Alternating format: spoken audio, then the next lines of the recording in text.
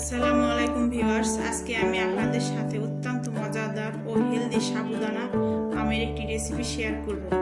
আশা করি আপনাদের ভালো লাগবে। আমার চ্যানেলটিতে যারা এখনো নতুন সাবস্ক্রাইব করেননি তারা সাবস্ক্রাইব করে আমার পাশে থাকবেন। আমি হাফ বাটি সাবুদানা নিয়ে নিছি। আমি এখন এই সাবুদানাটা সমান সমান ভিজানোর জন্য আমি পানি দিয়ে দিচ্ছি।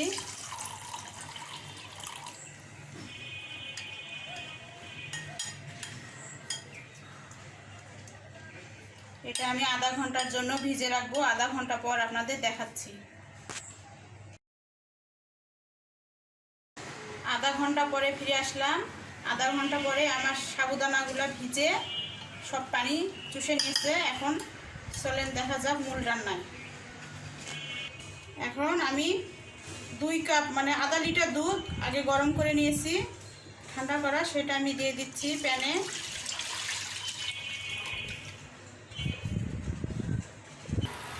চুলা অন করে দিয়ে দিছি।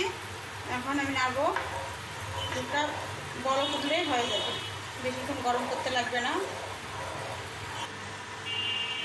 আমার একটু দুধে বলক চলে আসছে। এখন আমি বেশি এটা ফুটাতে হবে না। আমি এর মধ্যে সাবুদানা দিয়ে দিব। এই সাবুদানাগুলো আমি এখন দিয়ে দিচ্ছি।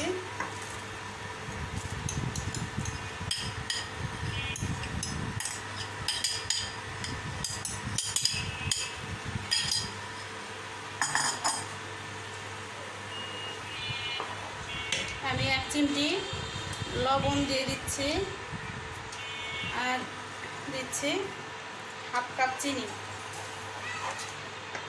চিনিটা আপনাদের স্বাদ মতো আপনারা দিবেন। এটা আপনারা কনডেন্স মিল্ক দিয়েও বানাতে পারতেন, আমি আজকে চিনি দিয়ে বানাচ্ছি। এখন আমি কাজু পেস্তা দিয়ে দিচ্ছি। এটা অবশ্যই দেওয়ার চেষ্টা করবেন, মজা লাগে। এই তো আমার হয়ে গেছে রান্না। আমি এখন চুলা বন্ধ করব।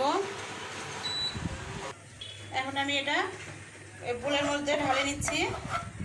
নেওয়ার পর এটা আমি এখন ঠান্ডা করে নেব।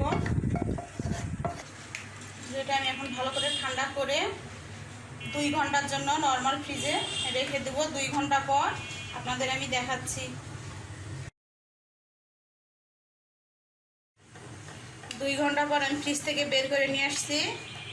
এখন আমি এর সঙ্গে আমের টুকরা মেশাবো। এই 1 বাটি আমি আমের টুকরা মিশিয়ে দিচ্ছি।